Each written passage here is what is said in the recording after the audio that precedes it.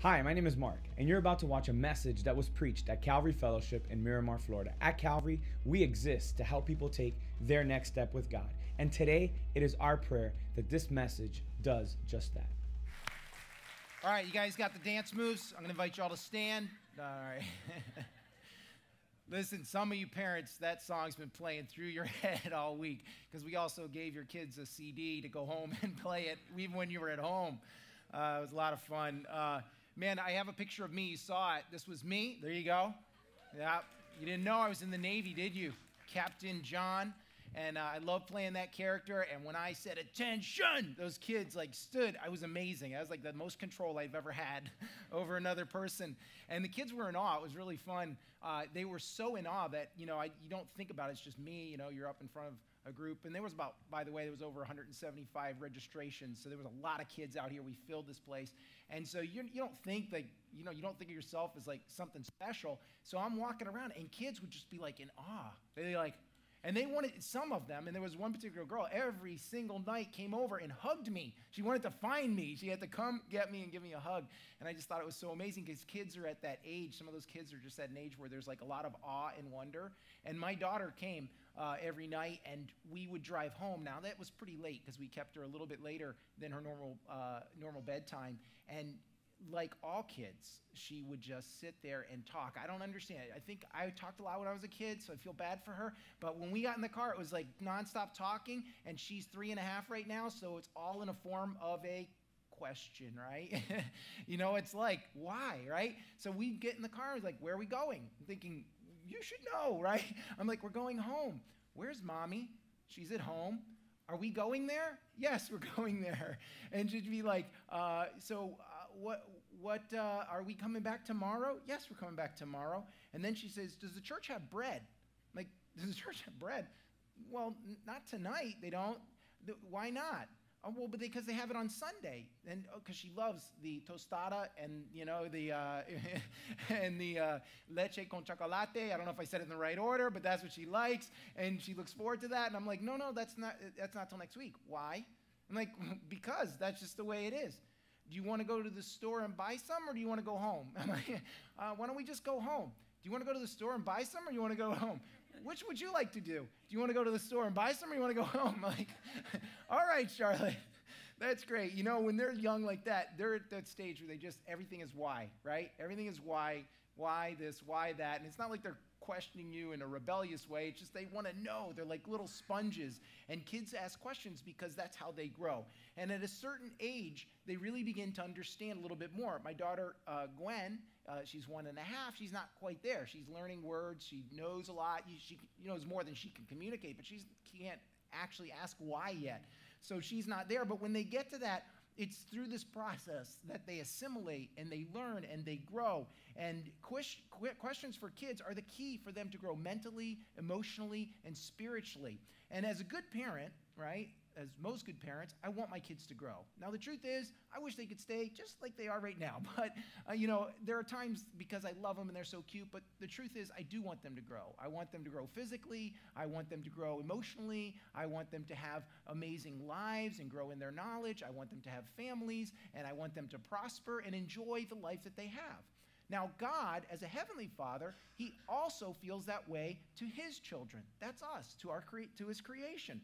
And our Heavenly Father has hopes and dreams for each and every one of us, each and every one of you. We're His creation, and we were created for a purpose. On day 2 of the camp, the kids discovered that. That's what they learned, that God created them unique, and that each and every one of them has a specific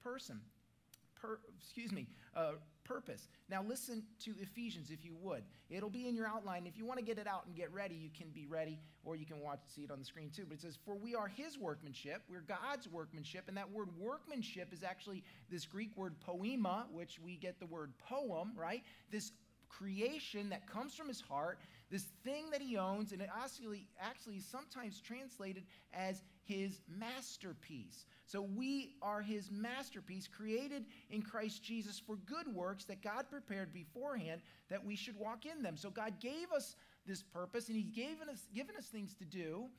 However, we should walk in them, but we don't always walk in them, do we?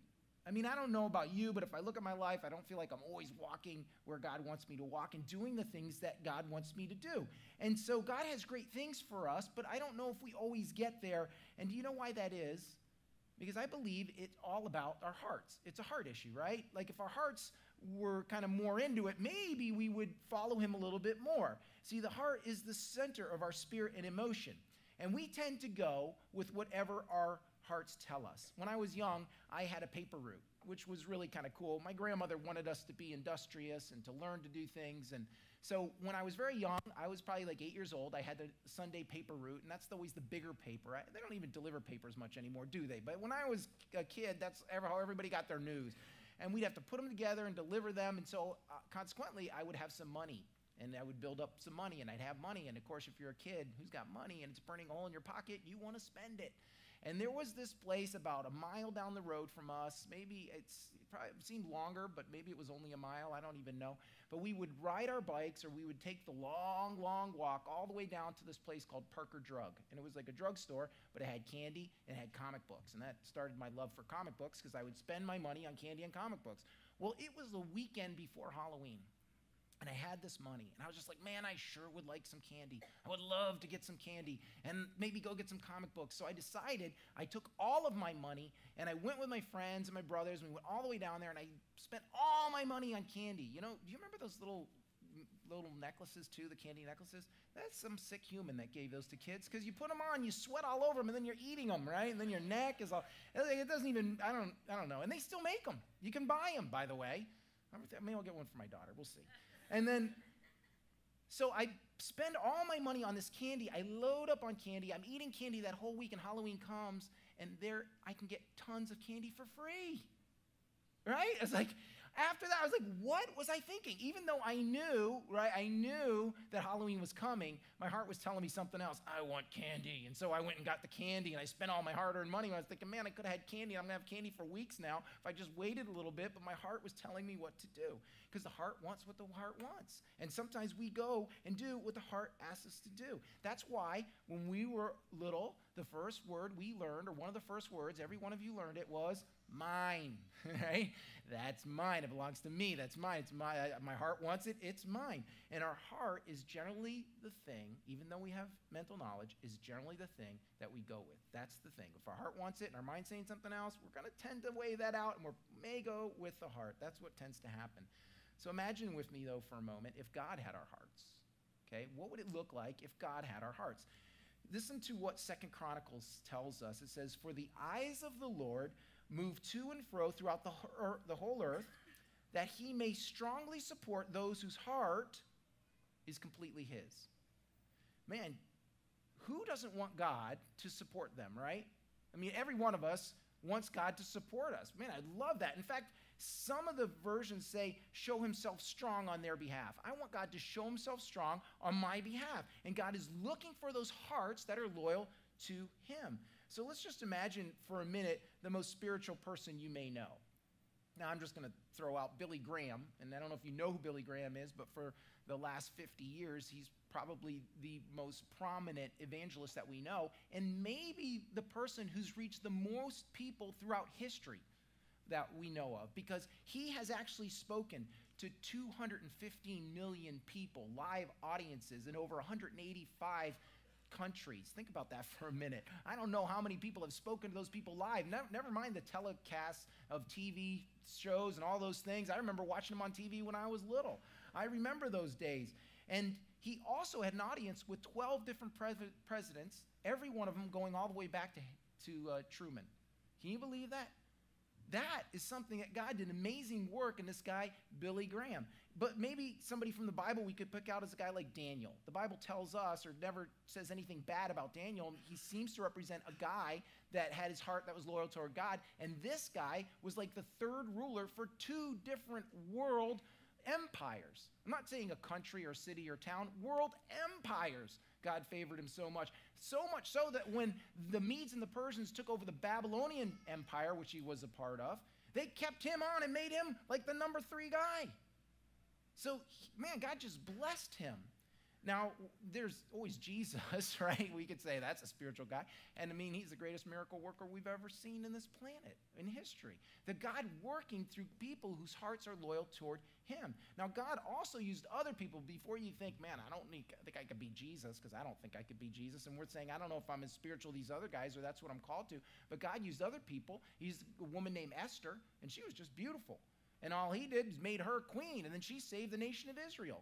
But he also used kings and advisors and doctors and people from all walks of life that he prospered. And because God had their hearts, he was able to guide them into the life that he had for them. And this is the fill-in your outline, if you would. When my heart is in God's hand, my life will follow God's plan. When my heart is in God's hand, my life will follow God's plan. Now, if God had our hearts, then our lives would follow. And if we could completely give our hearts to God, we would discover the part that God has for each of us to play in this life. If we could do that. See, God has great plans for each and every one of us. That's what he tells us. Our plans and our dreams, because we may have some right now. You might be thinking, oh, I want to be upwardly mobile, or I want to live in this certain community, or I'd like to have this amount of money, or this amount of influence and power. But when you think about it, God's plans for us are actually even greater than anything that we could dream or imagine. Now, you've probably heard this verse before, but the prophet Jeremiah says this about God. God saying this to the people of Israel, saying this to us through his word. He says, for I know the thoughts that I think toward you, says the Lord, thoughts of peace and not of evil. So if you're afraid God wants to take you someplace that's crazy, he said, not of evil, but for peace and to give you a future and hope. And then you will call on me and go and pray to me, and I will listen to you, and you will seek me and find me when you search for me with all your heart. So he says, I got all these plans, and I got some amazing things. You're going to be at peace. It's a great future, and you'll find it when you seek me with your heart, he says. You see, when our heart is God's, we'll discover the amazing plans that God has for each of us. And he has a future, peace, and hope, and satisfaction for us.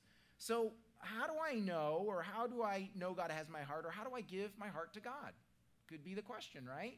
I mean, I look at myself and I say, man, that's a difficult thing to do. I'm not sure how I do that. You know, my daughters are hilarious. I told you I got a 3.5 and I got a 1.5-year-old. I should have had a picture. I didn't bring it, and they already play on phones. They already know what a phone is for. Do you guys have that? Anybody experience that with your kids, right? They know how to turn it on. They know how to find the apps. I'm surprised they don't know my code already, my password. And they have this thing that they always want our phone, or they want another phone because they see us talking on phones. And so we have this little remote control that controls this picture, this digital frame. And I have a picture of it right here. And it's only about this big, okay? It's really small. And my daughter Gwen, last night even, was going bone, bone. I'm like, bone? What is bone? What is she saying? Because sometimes she talks about a balloon, and she goes, boon, boon, for the balloon. And you know how the words are so close together, I'm not sure what she's saying. Bone, bone, but she's pointing. She's pointing. So I'm kind of like, going wherever the point is going, right, with her in my arms, and all the way over to where the frame is, and there's the thing. She picks it up, and she's like, starts talking on it, like fake talking on it, right? And so I actually let her just take it and go to bed with it. But here's the thing. She puts it up to her head. She tries to talk, but no amount of wishing is going to make that a phone, is it? Right? And it's kind of like with us when it comes to our heart. There's like no amount of wishing. We can't just say, God, here's my heart. Here's my heart. Here's my heart. We can kind of say that, but I don't know if that's really going to happen. You see, there's a process maybe that has to take place. We can't just throw a switch and make it happen. But there is someone in the Bible that may be able to help us here. Of all the people in the Bible, it was said of King David, the guy David and Goliath, that guy. It says this. It says, God raised up David to be their king, concerning whom God testified and said, I have found David the son of Jesse, a man after my heart, who will do my will. So he says, look, this guy David is a guy like that. He's a guy who has a heart after me, and he'll do my will. But David is kind of interesting because he had faults like any other person. He slept with his neighbor's wife, and then he killed her husband, and he made war with his own son. So what was so special about David?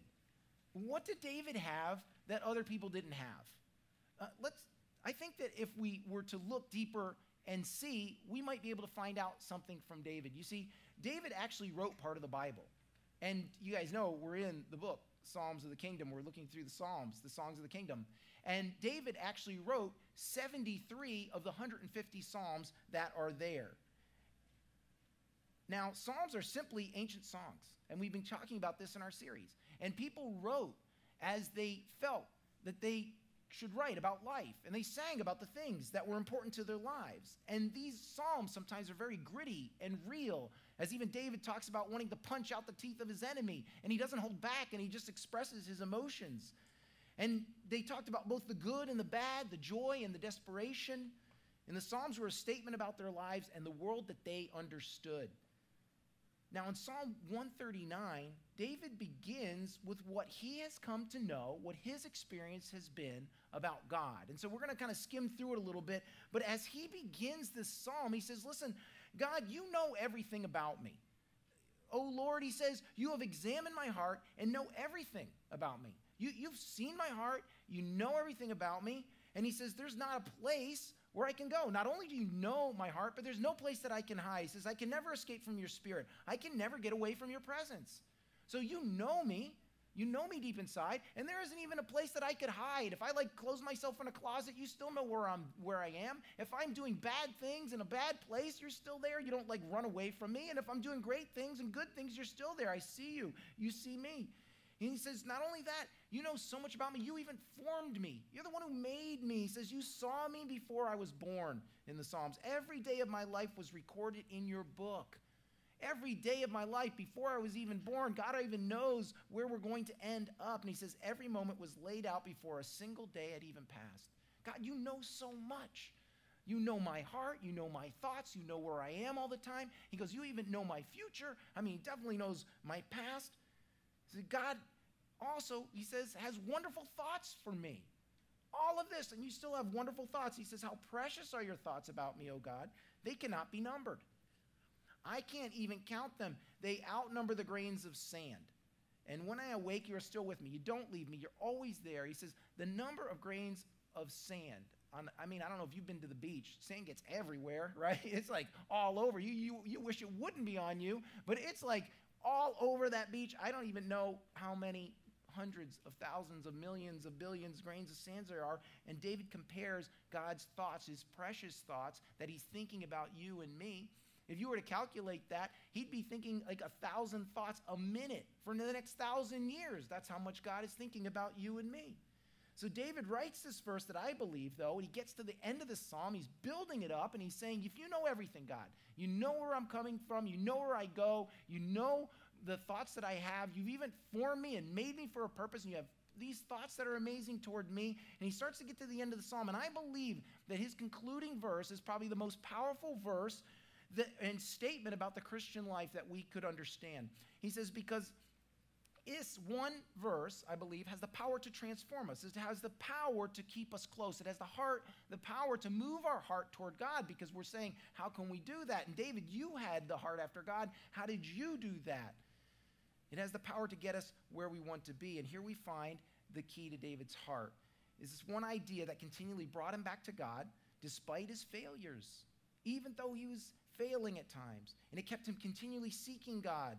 And it brought to the surface the things that God needed to speak to him about so that he could correct him, that he could change him, he could transform him. He could bring up those things that were distracting him in his heart, that was keeping him from God and God's best. And it also revealed his true motives.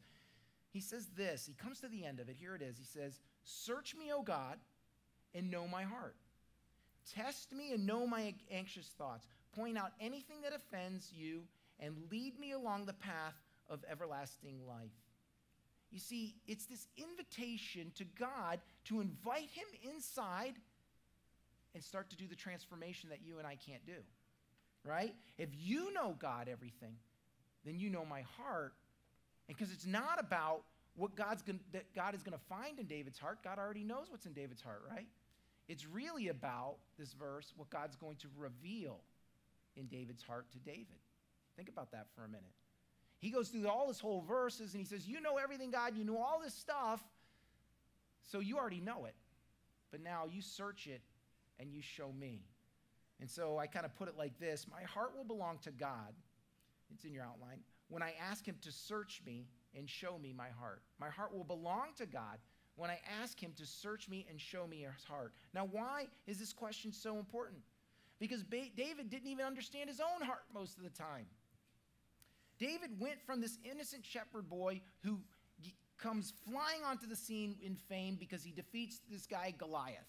And when he defeats Goliath, the king at that time was named Saul, and he promised his daughter, and he promised him all this great stuff, and everybody's cheering for David because he saves the armies of Israel, and they're so excited.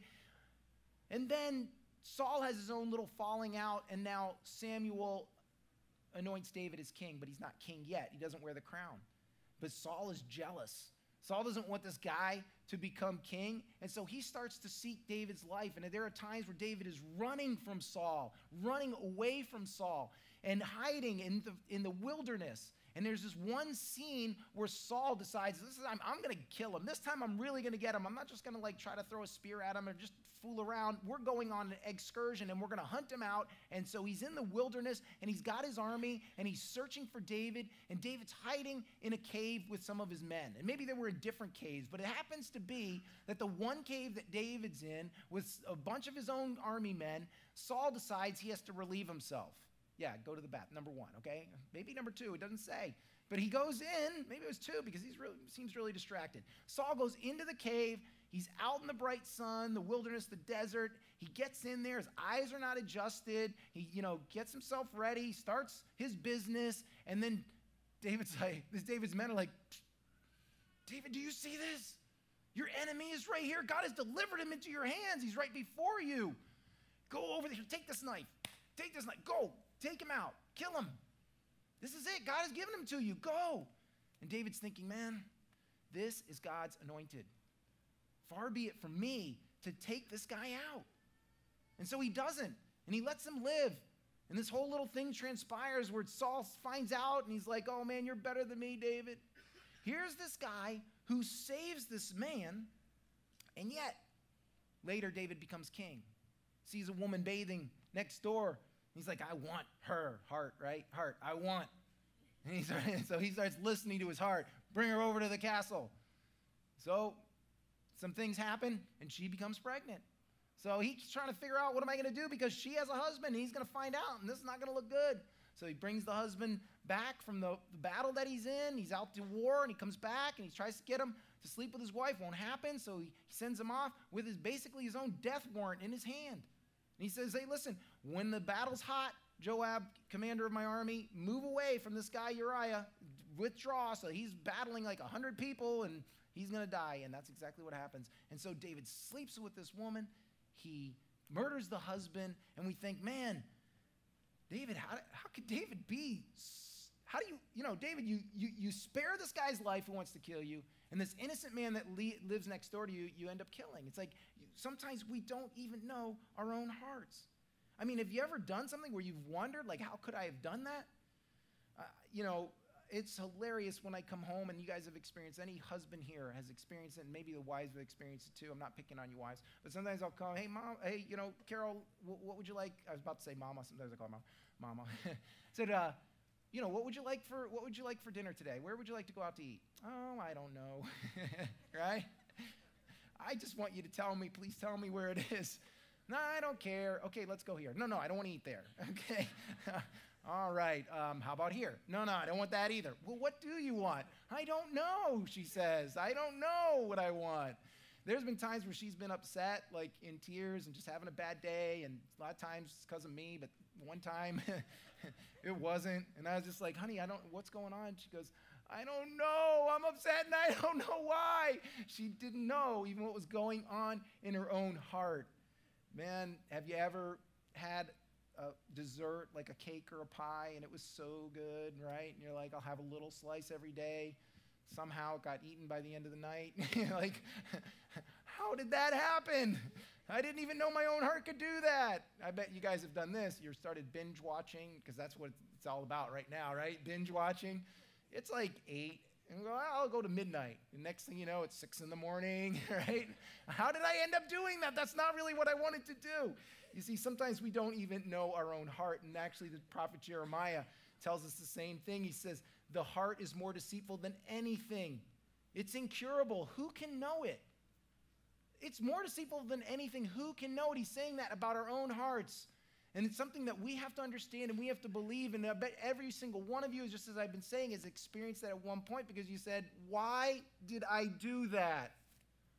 Why did I say that? I wish I could just take that back, but it came out of here, right? You've had that happen. I can't tell you how many times I've had that happen. I just wish I could turn back the clock sometimes. You know, the great thing is, though, that God does know our heart, even though that can be scary. Because David's realization comes from this. He says, oh, Lord, you have examined my heart and know everything about me. We kind of read that. He says, you know what I am going to say even before I say it. God knows what we're going to say even before it comes out of our mouths because he knows our intentions. He knows our motivations and he knows our emotions. He knows your opinions. He knows your attitudes. He understands the things that make you, you as an individual. He knows the experiences that you've gone through in your life that have formed your character. He knows our inner desires, and he understands us better than we do. And that's why this question has so much potential to change us and to transform us and to help our hearts become more like God, because if we ask him, he can do something about it. It's so funny how simple this question is, and yet most of us, myself included, I confess, I don't ask this of God. Think about that for a minute. If there's anybody that could transform our hearts because we're not sure how to do it, it's God. And yet sometimes we fail to ask him to come inside and to transform and to change us. He's the one who can bring the things that we're so blind to the surface so that we can see them. You see, the more God reveals in our hearts, the more we have the opportunity to change. What if we ask God this every single day? You know, there are people out here, and if I was to ask a survey, we'd say, how do you pray? And some of us would say, yeah, I know how to pray. And some might say, well, I'm not sure what to pray. What if this was part of our regular prayer?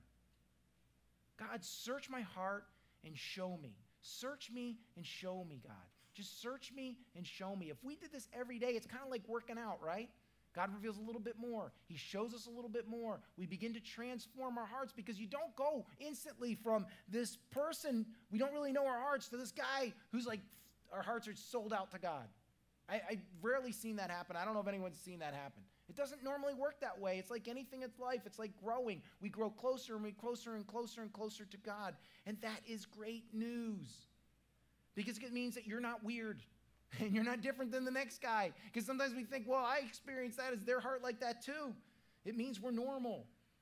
The process of transformation is what we need. As it becomes a regular part of our lives, it transforms us. God, search me. God, show me. God, search me. God, show me. If there's one thing, and I hope you're understanding this from this message, is one thing, if we could start to apply this to our lives on a regular basis, God could do an amazing work in our hearts. If we were willing. If we weren't afraid, and if we said, God, please search me and show me. You see, when we ask God to search me and show me, we invite him to reveal our character issues. The things that are each inside of us that we don't really see. A lot of times our friends see it, but we don't see it. I've got curly hair. It's kind of short right now, but when it gets big, man, kind of like yours. I love your hair. Listen, when you have curly hair, people come up to you all the time, and anyone who has curly hair is going to tell you this. They'll come up to you, oh, you have a curly hair. That's so awesome. I wish I had curly hair. And everybody who has curly hair is thinking, no, you don't. You do not wish you had curly hair. You see, your straight hair does what you want it to do. Curly hair has a mind of its own. You get up in the morning and stand in front of that mirror, right? Your hair is never the same 2 days in a row. It's never the same 2 days in your life.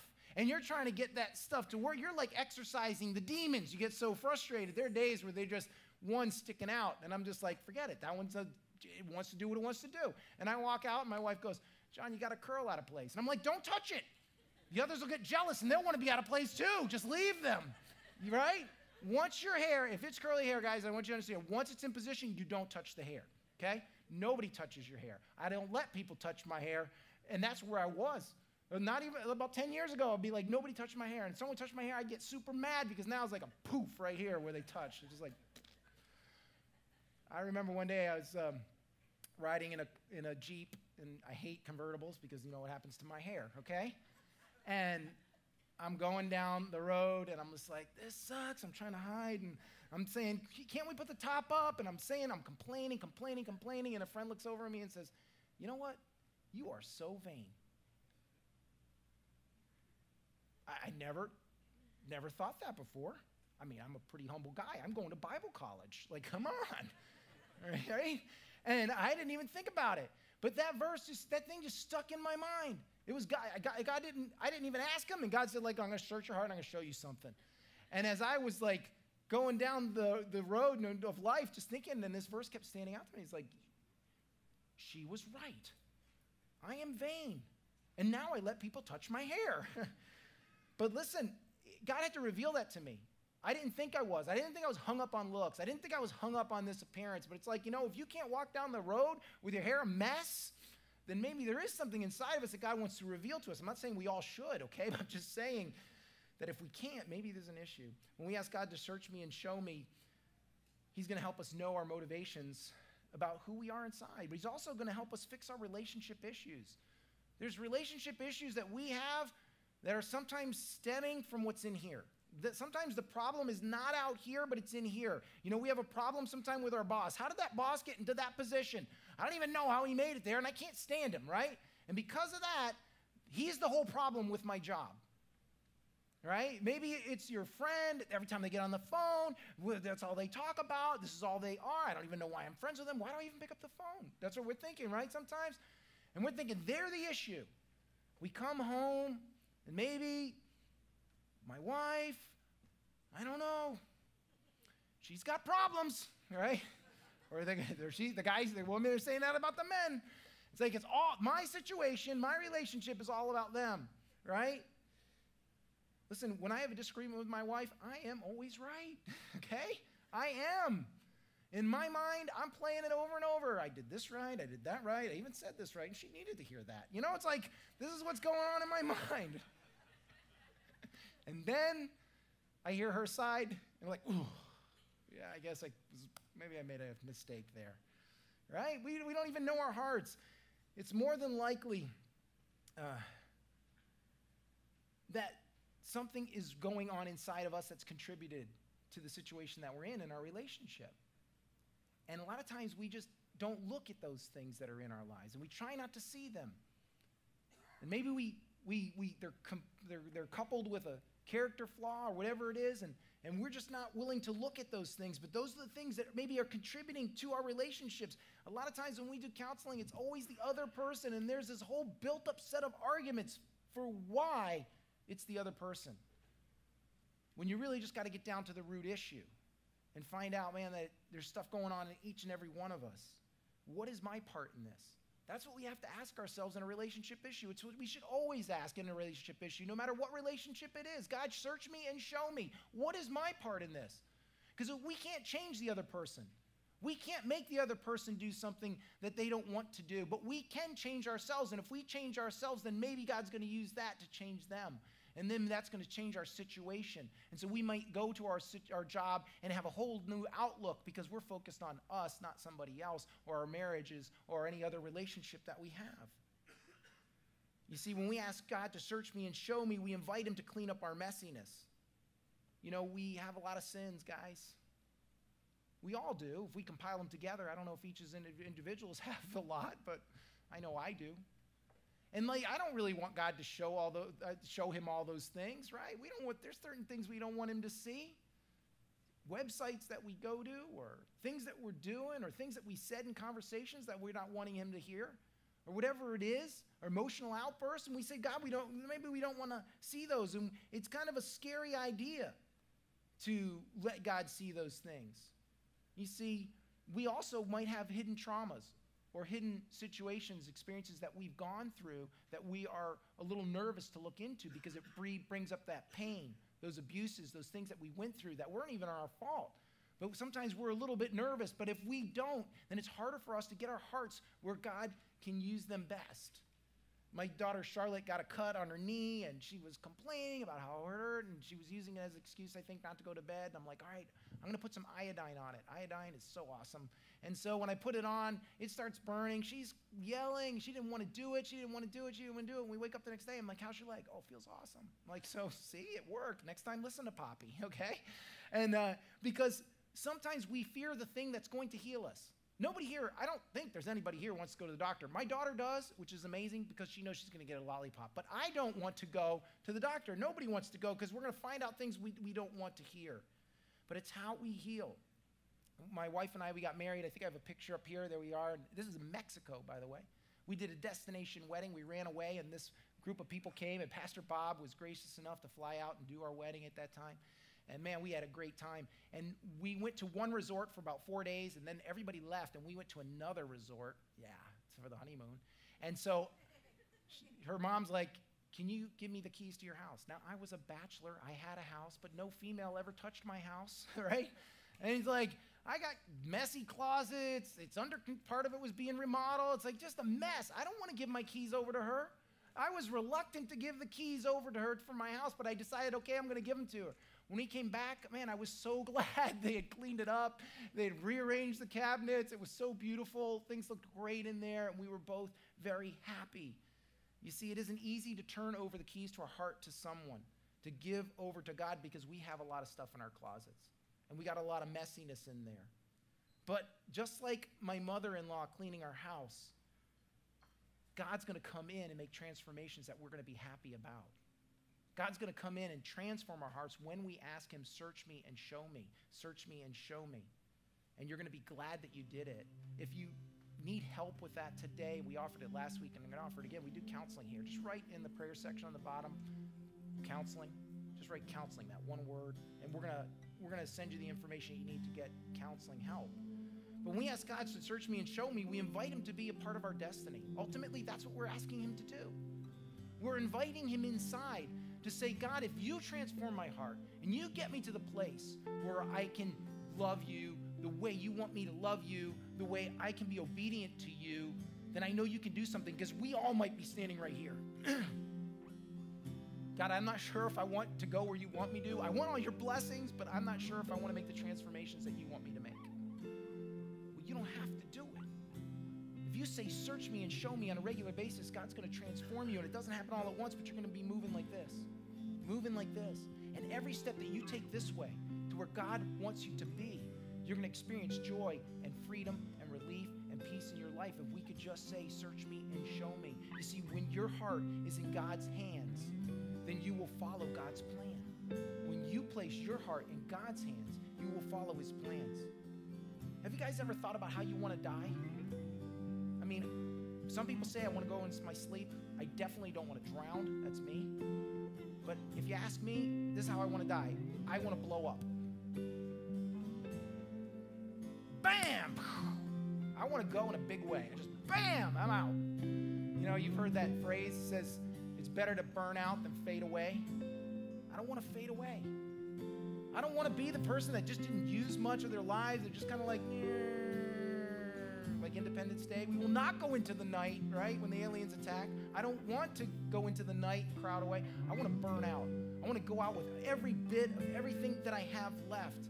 When I was in 10th grade, there was a teacher that was always bothering me to run cross country. I guess I was tall enough and looked like I could run. Cross country is you jog, you run. You do meets where you do like 2.5 to like 3.5 miles at different schools, and it's over road, and it's over grass, and over beaches, and through the woods, and they just set out their course. Well, I decided one day in 10th grade I was going to do it, so I trained, and you practice is just running. It's like boring. But we just ran, and then the first meet, I started running in the meet, and I was a little nervous, and a lot of people passed me, and so I started to catch up to some people, and I remember getting to a certain point. It was at our home course, and I was getting through the woods, and as I was coming out of the woods, I was tired, man. Running is hard work. And I see Bill Allard on our team, and Bill's walking. And so I walked up, Bill, like, what's up? You okay? And he's like, yeah, I'm fine. I'm like, what are you doing? He goes, you can go at your own pace. True. So I stopped, and I started walking. Then I walked, and I think Bill took off, and then I decided to run. And I really was probably now about a half a mile from the end of the course, and I ran it, and I had tons of energy when I finished. But I was thinking back, and I'm like, man, I had so much energy, I should have run. I should have kept running. Why didn't I keep running? And I was like, I'm not going to do that again. I'm not going to do that again. And what they teach you is when you cross that finish line, you shouldn't have any energy left over. You should have paced yourself so that when you get to the end, that you're done. You're out. You're like on the ground. That's how you should pace yourself. That's how I want to end my life. I want to cross that finish line going 100 miles an hour, right? With nothing left over. I want to be like, boom, slide at Jesus' feet, just out cold. Jesus just touched me. Boom. Okay, good job. That's what I want to do. That's what I want to do. I'm so excited that I have kids. I'm so excited to see the next 20 years and maybe 20 years after that. How long do you guys think you're going to live? I want you to put that thought in your mind for a minute. How long do you think you're going to live? I have a number and it's crazy. But how long do you think you're going to live? Pick that number right now. How old are you now? Subtract it. That's how much time you got left. What do you want to do with that time? How do you want to spend it? Listen to what it says in 1 Corinthians, how we're encouraged. Do you not know that those who run a race all run, but one receives the prize? Run in such a way that you may obtain it. And everyone who competes for the prize is temperate in all things. Now, they do it to obtain a perishable crown, but we for an imperishable crown.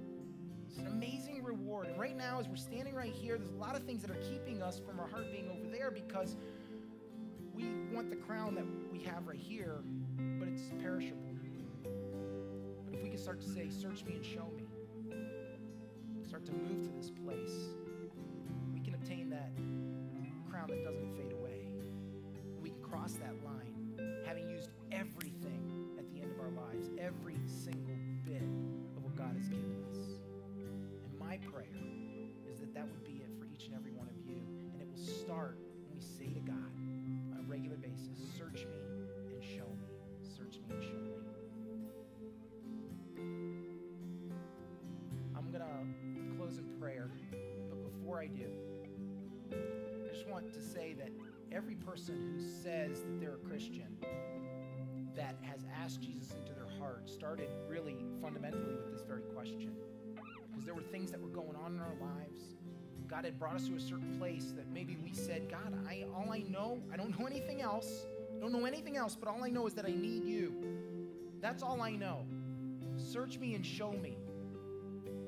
And we opened up to an invitation to invite Jesus into our hearts, and we took a step toward God and what God had wanted for us. And if that's you today, you walked in here and you maybe had something on your mind or something on your heart, and you just said, I don't know what to do, but all I know is if I put it in your hands, maybe there's hope.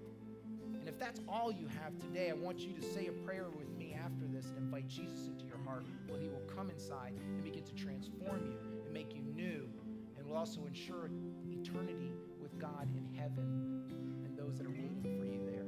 So let's close in prayer, and then at the end of this, we'll give you that opportunity. Dear God, thank you, Father. I know sometimes being in the position of questioning, Lord, whether your best is the best. I think we believe it, but it's so hard for us to get there because there's a lot of other things clogging our hearts. And Lord, help us to just reach out and cry out to you regularly as a workout routine, Lord. Search me and show me. Search me and show me, God. Help us to do that every day, Lord, that we might experience your best. With every eye closed and our heads bowed, I just want to extend that invitation for those who want to receive Jesus right now. What I want you to do is just put your hand in the air. Put your hand in the air if you want to receive Jesus. Keep your hand in the air for a few minutes. Good, good. I see you guys. God bless you everywhere. Now I'm going to invite you to pray with me, and the whole congregation is going to pray together. We're just going to say a simple prayer to invite Jesus in our hearts. Dear God, come into my heart. Make me new. Transform me. Put me on the path that leads to your best. Forgive me of my sins. Wash me clean. I've decided today to follow you forever. In Jesus' name, amen. Amen. Let's give a hand for those that prayed today. Enjoyed the message. If today you want to take your next step with God and give your life to Jesus, we have a free gift for you. All you got to do is go to mycalvary.com/begin. I also want to encourage you, share this message with your friends and your family, and also follow us on Facebook and Instagram. From all of us at Calvary, God bless you.